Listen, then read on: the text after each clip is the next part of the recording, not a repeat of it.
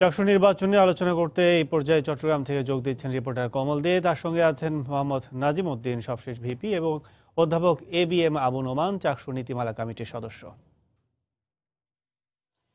ধন্যবাদ কাজল। ডাকসু নির্বাচনের পর চট্টগ্রাম ছাত্র সংসদের যে বিশ্ববিদ্যালয়ে ছাত্র সংসদ নির্বাচনে যে 29 বছরের অচলায়তন, সে অচলায়তন ভাঙতে শুরু করেছে, তোড়জোড় শুরু হয়েছে।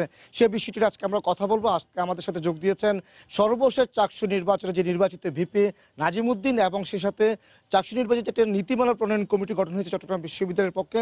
সেই কমিটির অন্যতম সদস্য প্রফেসর ABM আবু নোমান।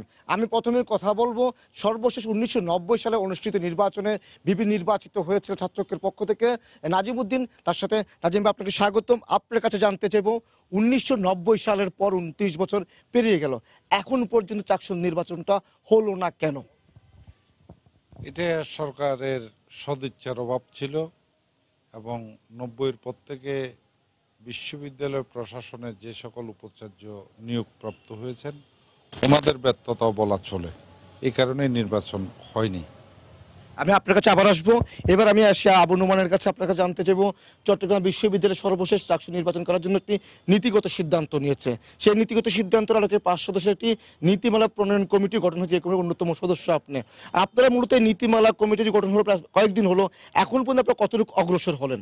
ধন্যবাদ কমল, আপনাকে চমৎকার একটি বিষয় নিয়ে আজকে কথা বলার জন্য আমাকে সময় টিভিতে ডেকেছেন। আপনি জানেন যে প্রত্যেকটা বিশ্ববিদ্যালয়ে যে কেন্দ্রীয় ছাত্র সংসদ রয়েছে, তারাই কিন্তু ভবিষ্যতের জাতির পথ প্রদর্শক। আমরা খুব আশাবাদী যে এই যে ডাকসু নির্বাচনের পথ ধরে চাকসু ইলেকশনও হবে, এবং বর্তমান চট্টগ্রাম বিশ্ববিদ্যালয় প্রশাসন 5 সদস্য বিশিষ্ট একটি আপনার নীতিমালা প্রণয়ন কমিটি করেছে। আসলে চাকসু ইলেকশনটি কিভাবে হবে, কারা সেখানে অংশগ্রহণ করবে, প্রার্থীদের যোগ্যতা কিভাবে হবে, ভোট কিভাবে হবে, এই বিষয়ে একটি নীতিমালা রয়েছে। নীতিমালাটি অনেক পুরনো। আপনি জানেন আমাদের সর্বশেষ যে ইলেকশন সেটি কিন্তু 29 বছর আগে হয়েছে আপনার।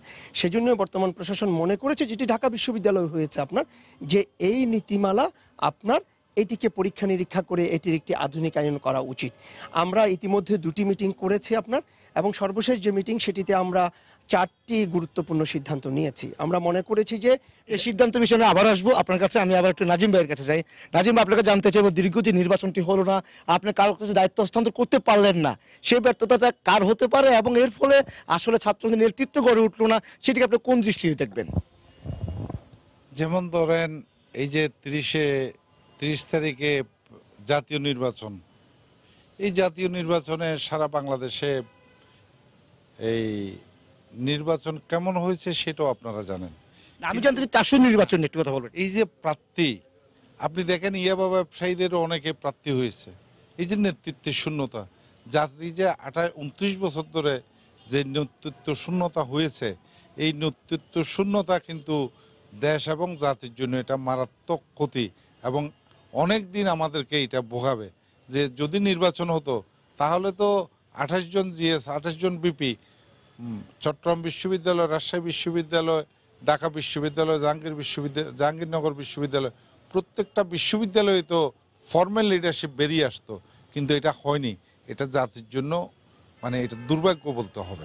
আমি আপনার কাছে আবার আসবো। আমি আবার কাছে আসি আবু নোমান স্যারের কাছে। স্যার, জানতে চাইবো, আপনি 4টি সিদ্ধান্তের কথা বলছেন, এই 4টি সিদ্ধান্ত আপনাদের একটু সংক্ষিপ্ত আকারে যদি বলেন তাহলে হয়তো সবাই বুঝতে পারবে। আমরা মনে করেছি যেহেতু দীর্ঘ 29 বছর পরে এই নীতিমালাটি আমরা পরীক্ষা নিরীক্ষা করে একটি নতুন নীতিমালা তৈরি করব।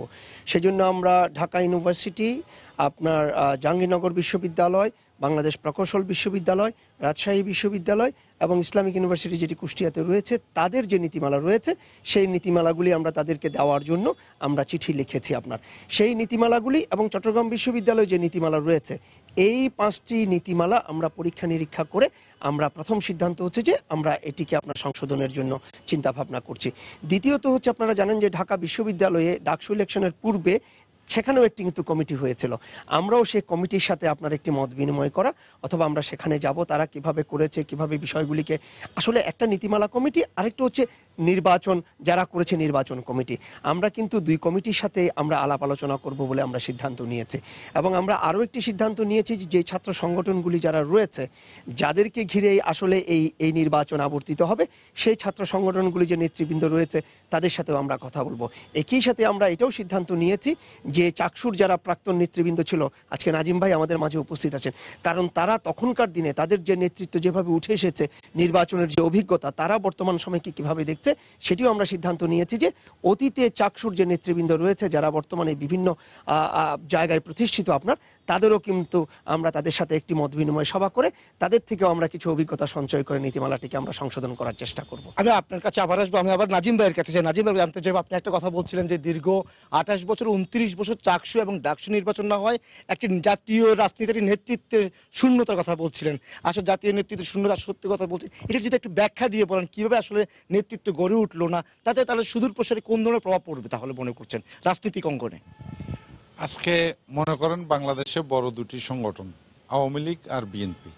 আপনি দেখেন এখানে চট্টগ্রামে এই আওয়ামী লীগের প্রয়াত মহিউদ্দিন চৌধুরী সাহেব সর্বজন গ্রহণযোগ্য একজন নেতা ছিলেন। অন্যদিকে বিএনপির আব্দুল্লাহ নোমান সর্বজন গ্রহণযোগ্য নেতা। ওনারা অনেক বয়স্ক হয়ে গেছেন, ওনারা চলে গেলে এই যে নেতৃত্ব কে দিবে? ঠিক বাংলাদেশের সকল জায়গায় একই রকম অবস্থা, নেতৃত্ব তো সৃষ্টি হয়নি। আর এখন তো চাকসু নির্বাচন আশা করছি হবে, কিন্তু চাকসু নির্বাচন অনুষ্ঠিত করার আগে এখানে জনাব প্রফেসর আবু নোমান সাহেব আছেন, অত্যন্ত মেধাবী এবং অত্যন্ত পপুলার শিক্ষক তিনি চট্টগ্রাম বিশ্ববিদ্যালয়ে। আমি বলবো চট্টগ্রাম বিশ্ববিদ্যালয়ে এই অতি সম্প্রতি এই যে শিক্ষক নিয়োগের ক্ষেত্রে যে এমদাদ না ছেলেটার নাম, যে এই বিষয়টা জাতির কাছে আমাদেরকে চট্টগ্রাম বিশ্ববিদ্যালয় ইমেজকে লজ্জিত করেছে। এটা অচিরেই তার পরীক্ষা নেওয়ার ব্যবস্থা এই বিসি মহোদয়কে করতে হবে। চট্টগ্রাম বিশ্ববিদ্যালয়ের সকল প্রগতিশীল ছাত্র সংগঠনের সমান অধিকার, রাজনীতি করার অধিকার দিতে হবে।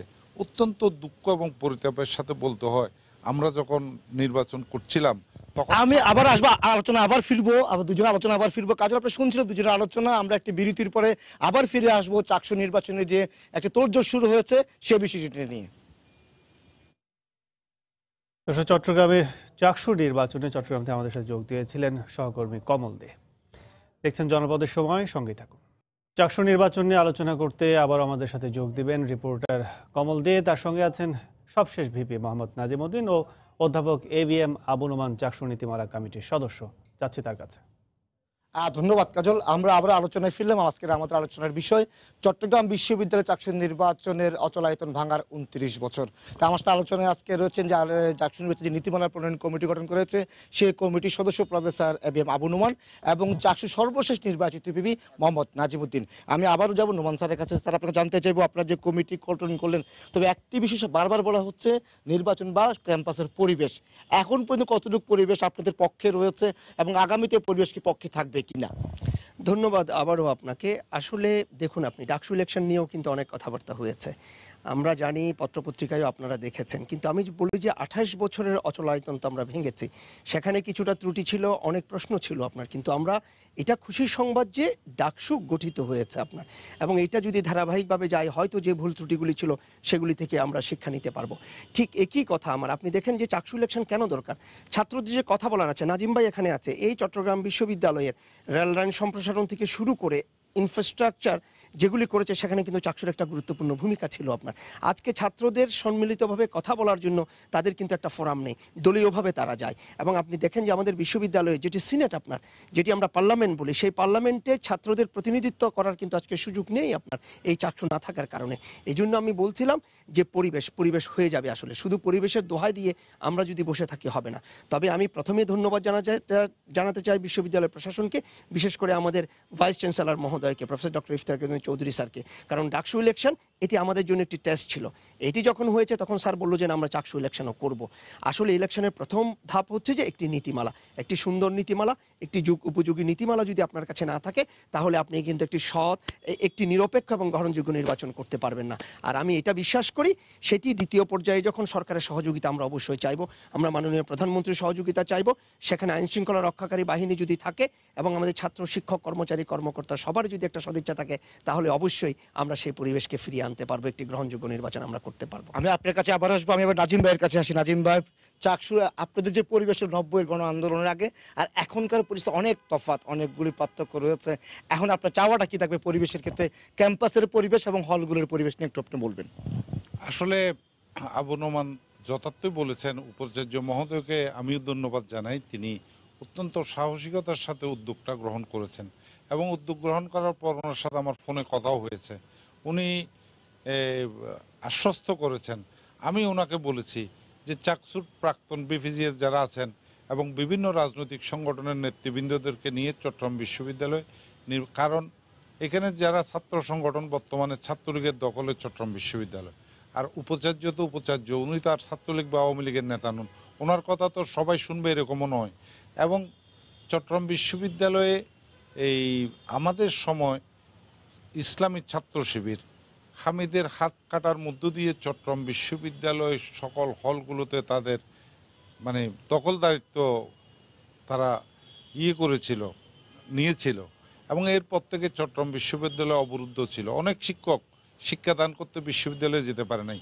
চট্টগ্রাম বিশ্ববিদ্যালয়ের প্রগতিশীল ছাত্র সংগঠনের আমি ছাড়া কোনো নেতা চট্টগ্রাম বিশ্ববিদ্যালয়ে যাওয়ার মতো সুযোগ ছিল না। আমার বাড়ি যেহেতু চট্টগ্রাম বিশ্ববিদ্যালয় ক্যাম্পাসে, সে কারণে আমি যেতে পেরেছিলাম এবং যেতে পেরেছিলাম বলে ছাত্রদের পক্ষে কথা বলেছি, ছাত্রদের পক্ষে আন্দোলন সংগ্রাম করেছি এবং 12টি ছাত্র সংগঠনের সমন্বয়ে সর্বদলীয় ছাত্র ঐক্যের মনোনয়ন আমি পেয়েছি এবং শিবিরকে পরাজিত করার মধ্য দিয়ে আমি বিপিইউ নির্বাচিত হয়েছি। আজকে চট্টগ্রাম বিশ্ববিদ্যালয়ের এই তৎকালীন যে অবস্থা ছিল, অনেকটা ছাত্রলীগ সেভাবেই চট্টগ্রাম বিশ্ববিদ্যালয়কে মানে প্রগতিশীল ছাত্র সংগঠন যেমন ছাত্র ইউনিয়ন, ছাত্র ফ্রন্ট, ছাত্র সমিতি সহ ছাত্রদল, যারা প্রগতিশীল ছাত্র সংগঠন, এদের নেতারা যখন ছাত্রলীগ কর্তৃক নিগৃহীত হয়, আহত হয় কিংবা বিশ্ববিদ্যালয় ক্যাম্পাস রক্তাক্ত হয়, তখন আমরা ভালো থাকি না। এই অবস্থার অবসান করতে হবে, করার মধ্য দিয়ে নির্বাচন করতে হবে। আমি আপনার কাছে আবার আসবো, আমি আবার আবু নোমান স্যারের কাছে চাই। স্যার, যে পরিবেশের কথা বললো, প্রতিক্রিয়াশীল ছাত্র সংগঠনের কথা বললো, যারা একসময় আধিপত্য বিস্তার করেছিল, নানা ধরনের অপকর্ম করেছে, সে বিষয়টি নির্বাচন কর্ম প্রভাব ফেলবে কিনা বা আপনার নীতিমালা সেরকম কিছু পরিবর্তন আনবেন কিনা, প্রতিক্রিয়াশীল ছাত্র সংগঠনগুলোর ব্যাপারে কথা বলছিলেন। আমি নীতিমালার বিষয়ে আসলে এখন সেভাবে বলতে চাই না, তবে আমি এতটুকু আপনাদেরকে আশ্বস্ত করতে চাই এটি একটি আধুনিক এবং উপযোগী নীতিমালা আমরা করব।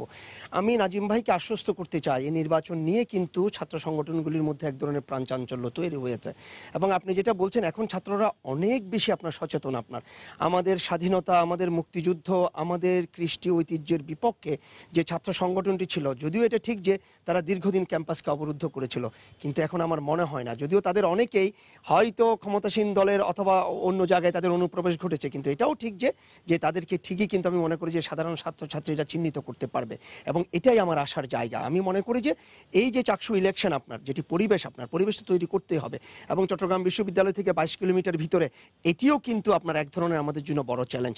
কিন্তু আমি আশা করি যেহেতু সরকার এই বিষয়ে অবশ্যই এটিকে প্রায়োরিটি দিবেন। আমাদের ভাইস চ্যান্সেলর মহোদয় বলেছেন প্রথমে নীতিমালার পরে আমরা সরকারের সহযোগিতা চাইব, প্রধানমন্ত্রীর সহযোগিতা চাইব, আমরা আইন শৃঙ্খলা রক্ষাকারীর সহযোগিতা চাইব এবং আমি আশা করি ছাত্রছাত্রীদের মধ্যে যে প্রাণচাঞ্চল্য আমি দেখেছি সেটি যদি হয়, আমরা শিক্ষকরা আমরা কমিটেড। আমি আইন অনুষদের ডিন, আমি সিনেট মেম্বারও, আপনার বিভিন্ন পর্ষদে আমরা আছি। আমরাও চাই সেই 29 বছরের অচলায়তন আমরা ভাঙবো এবং ভেঙে আমরা আবার প্রমাণ করব যে এই ছাত্ররা যুগে যুগে নেতৃত্ব দিয়েছে, তারা আবারও কিন্তু সঠিক নেতৃত্ব দেশ এবং জাতিকে দিতে পারবে। আপনার দুজনকে ধন্যবাদ জানাচ্ছি। চাকসুর সর্বশেষ নির্বাচিত বিবি মোহাম্মদ নাজিবউদ্দিন এবং চট্টগ্রাম বিশ্ব চাকসু নির্বাচনের যিনি প্রণয়ন কমিটির অন্যতম সদস্য প্রফেসর এম আবু নোমান, দুজনকে ধন্যবাদ জানাচ্ছি। কাজল, আমি একটু তথ্য দিই, 1966 সালে চট্টগ্রাম বিশ্ববিদ্যালয় স্থাপন হয়েছিল। এরপর মোট 7 বার চাকসুর নির্বাচন হয়েছে। প্রথম নির্বাচনটি অনুষ্ঠিত হয়েছিল 1970 সালে এবং যে চাকসুর যে ভিপি ছিলেন আব্দুর রব, যিনি শহীদ হয়েছিলেন 1971 সালের মহান জিএস ছিলেন, জিএস আব্দুর রব ছিলেন, উনি 1971 সালের মহান মুক্তিযুদ্ধে শহীদ হয়েছিলেন। এরপর সর্বশেষ নির্বাচন হয়েছে 1990 সালে এবং যে নির্বাচনে নাজিম ভাই ছিলেন ভিপি এবং জিএস ছিলেন আজিম উদ্দিন। আবারও নির্বাচন তোড়জোড় শুরু হয়েছে এবং বলা হচ্ছে মোট 19টি পদে এই নির্বাচন হবে এবং সহসহায়তায় 5 সদস্যের কমিটি গঠন হয়েছে যারা নীতিমালা প্রণয়ন করছে। আপনার একটি বিষয় বলি, চট্টগ্রাম বিশ্ববিদ্যালয় কিন্তু চট্টগ্রাম শহরে না, এটি চট্টগ্রাম থেকে অন্তত 22 কিলোমিটার দূরে এখানে একটা ঐতিহ্য রয়েছে শাটল ট্রেন, যে শাটল ট্রেন করে চট্টগ্রাম শহর থেকে চট্টগ্রাম বিশ্ববিদ্যালয়ের প্রায় 18 থেকে 20,000 ছাত্রছাত্রী আসা যাওয়া করে। এখন পর্যন্ত আমার কাছে ছিল সর্বশেষ চট্টগ্রাম বিশ্ববিদ্যালয় চাকসু নির্বাচনে যে তোড়জোড় শুরু হয়েছে, 29 বছরের অচলায়তন ভাঙার যে তোড়জোড় শুরু হয়েছে তার সর্বশেষ। চাকসু নির্বাচন নিয়ে আমাদের সাথে যোগ দিয়েছিলেন কমল দে।